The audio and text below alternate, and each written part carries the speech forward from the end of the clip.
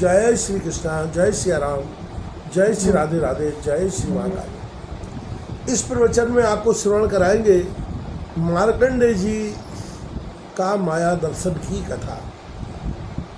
सूत जी कहते हैं, जब ज्ञान संपन्न मार्कंडेय जी मुनि ने इस प्रकार स्तुति की, तब भगवान नर नारायण ने प्रसन्न होकर मार्कंडेय जी से कहा।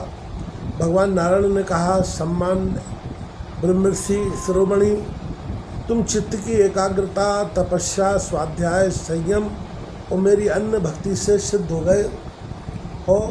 तुम्हारे इस आजीवन ब्रह्मचर्य व्रत की निष्ठा देखकर हम तुम पर बहुत ही प्रसन्न हुए हैं। तुम्हारा कल्याण हो, मैं समस्त वर देने वालों का स्वामी हूँ, इसलिए तुम अपना अभीष्ट वर मुझसे मांगो। मार्कंडेय मुनि ने कहा, देव देवेश शरणागत भयहारी अच्युत, आपकी जय हो, जय हो। हमारे लिए बस इतना ही वर पर्याप्त है कि आपने कृपा करके अपने मनोहर स्वरूप का दर्शन कराया। ब्रह्मा शंकर आदि देवगण योग साधना के द्वारा एकाग्र हुए मन से ही आपके परम सुंदर श्री चरण कमलों का दर्शन प्राप्त करके कृतार्थ हो गए। आज उन्हीं आपने मेरे नेत्रों के सामने प्रकट होकर मुझे धन्य बनाया है। पवित्र कीर्ति महानुभावों के शिरोमणि कमल नयन, फिर भी आपकी आज्ञा के अनुसार मैं आपसे वर मांगता हूँ। मैं आपकी वह माया देखना चाहता हूँ जिससे मोहित होकर सभी लोक और लोकपाल अद्वितीय वस्तु ब्रह्म में अनेकों प्रकार के भेद विभेद देखने लगते हैं। सूत जी कहते हैं, शौनक जी, जब इस प्रकार मार्कंडेय मुनि ने भगवान नर नारायण की इच्छानुसार स्तुति पूजा कर ली एवं वर मांग लिया, तब उन्होंने मुस्कुराते हुए कहा, ठीक है, ऐसा ही होगा। इसके बाद वे अपने आश्रम बद्रीवन को चले गए। मार्कंडेय मुनि अपने आश्रम पर ही रहकर निरंतर इस बात का चिंतन करते रहते कि मुझे माया के दर्शन कब होंगे। वे अग्नि, सूर्य, चंद्रमा, जल, पृथ्वी, वायु, आकाश एवं अंतःकरण में और तो क्या सर्वत्र भगवान का ही दर्शन करते हुए मानसिक वस्तुओं से उनका पूजन करते रहते। कभी कभी तो उनके हृदय में प्रेम की ऐसी बाढ़ आ जाती कि वे उसके प्रभाव में डूबने उतराने लगते। उन्हें इस बात की भी याद न रहती कि कब कहाँ किस प्रकार भगवान की पूजा करनी चाहिए। शौनक जी, एक दिन की बात है, संध्या के समय पुष्पभद्रा नदी के तट पर मार्कंडेय मुनि भगवान की उपासना में तन्मय हो रहे थे। ब्रह्मन उसी समय एकाएक बड़े जोर की आंधी चलने लगी।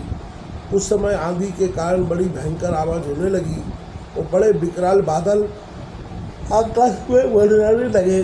बिजली चमक चमक कर कड़कने लगी और रथ के धुरे के समान जल की मोटी मोटी धाराएं पृथ्वी पर गिरने लगी।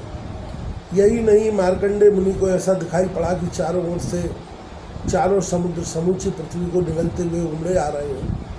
आंधी के वेग से समुद्र में बड़ी बड़ी लहरें उठ रही हैं, बड़े भयंकर भंवर पड़ रहे हैं और भयंकर ध्वनि कान फाड़े डालती है। स्थान स्थान पर बड़े बड़े मगर उछल रहे हैं। उस समय बाहर भीतर चारों ओर जल ही जल दिखता था। ऐसा जान पड़ता था कि उस जल राशि में पृथ्वी ही नहीं, स्वर्ग भी डूबा जा रहा है। ऊपर से बड़े वेग से आंधी चल रही है और बिजली चमक रही है, जिससे संपूर्ण जगह संतप्त हो रहा है। जब मार्कंडेय मुनि ने देखा कि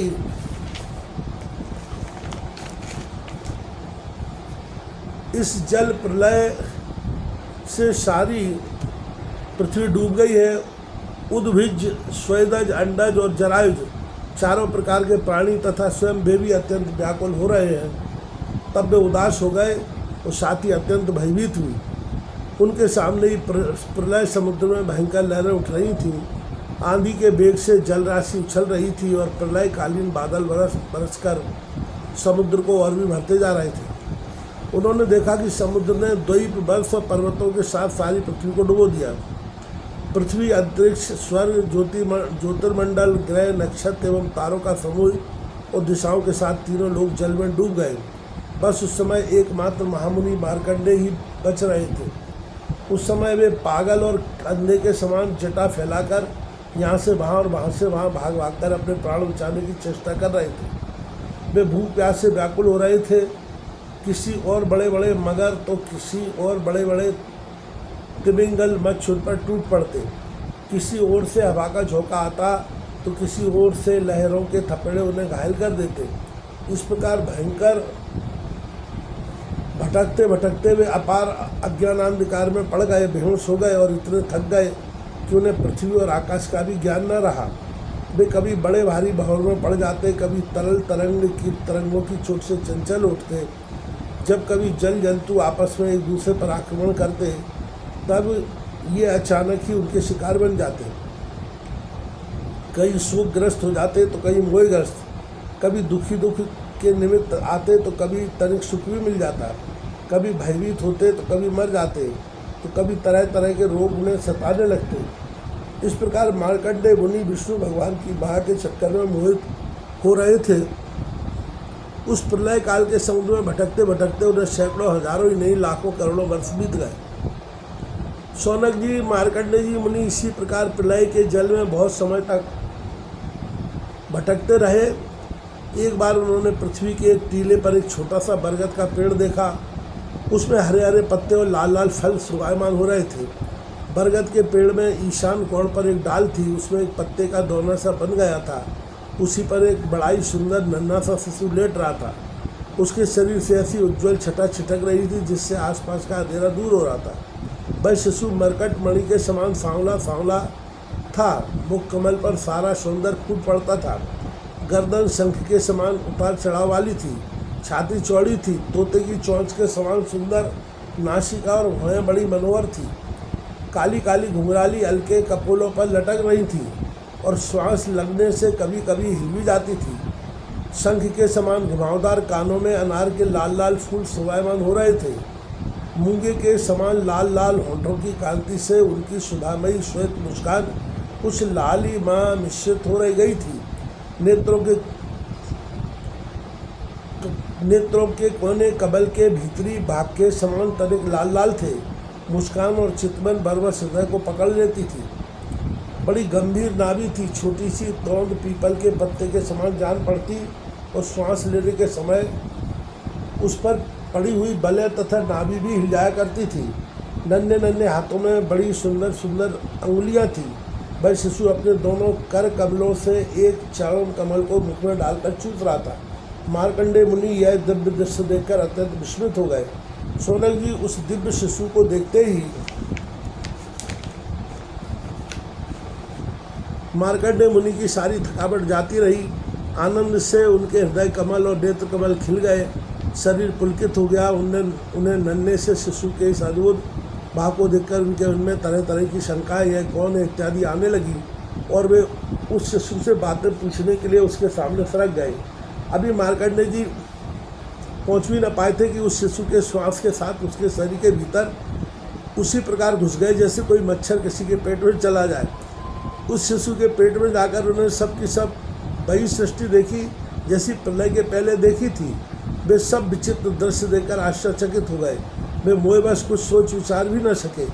उन्होंने उस शिशु के उदर में आकाश, अंतरिक्ष, ज्योतिर्मंडल, पर्वत, समुद्र, द्वीप, वर्ष, दिशाएं, देवता, दैत्य, वन, देश, नदियाँ, नगर, खाने, किसानों के गांव, अहीरों की बस्तियाँ, स्वर्ण, आश्रम, वर्ण, उनके आचार व्यवहार, पंच महाभूत, भूतों से बने हुए प्राणियों के शरीर तथा पदार्थ, अनेक युग और कल्पों के भेद से युक्त काल आदि सब कुछ देखा। केवल इतना ही नहीं, जिन देशों, वस्तुओं और कालों के द्वारा जगत का व्यवहार संपन्न होता है वह सब कुछ वहाँ विद्यमान था। कहाँ तक कहें, यह संपूर्ण विश्व न होने पर भी वहाँ सत्य के समान प्रतीत होते देखा।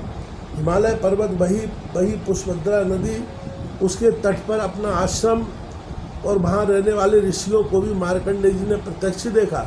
इस प्रकार संपूर्ण विश्व को देखते देखते ही वे उस दिव्य शिशु के श्वास के द्वारा ही बाहर आ गए और फिर प्रलयकालीन समुद्र में गिर पड़े। अब फिर उन्होंने देखा कि समुद्र के बीच में पृथ्वी के टीले पर वही बरगद का पेड़ ज्यों का त्यों विद्यमान है और उसके पत्ते के दोने में वही शिशु सोया हुआ है। उसके अधरों पर प्रेमामृत से परिपूर्ण मंद मुस्कान है और अपनी प्रेमपूर्ण चितवन से वह मार्कंडेय जी की ओर देख रहा है। अब मार्कंडेय जी मुनि इंद्रियातीत भगवान को जो शिशु के रूप में कीड़ा कर रहे थे और नेत्रों के मार्ग में पहले ही हृदय में विराजमान हो चुके थे, आलिंगन करने के लिए बड़े श्रम और कठिनाई से आगे बढ़े। परंतु शौनक जी, भगवान केवल योगियों के ही नहीं, स्वयं योग के भी स्वामी हैं और सबके हृदय में छिपे रहने वाले हैं। अभी मार्कंडेय मुनि उनके पास पहुंच ही ना पाए थे कि वे तुरंत अंतर्धान हो गए। ठीक वैसे ही जैसे अभागे और असमर्थ पुरुषों के परिश्रम का पता नहीं चलता कि वह फल कहाँ दिए बिना ही क्या हो गया। शौनक जी, उस शिशु के अंतर्ध्यान होते ही वह बरगद का वृक्ष तथा प्रलयकालीन दृश्य एवं जल की तत्काल लीन हो गया और मार्कंडेय मुनि ने देखा कि मैं तो पहले के समान ही अपने आश्रम में बैठा हुआ हूँ।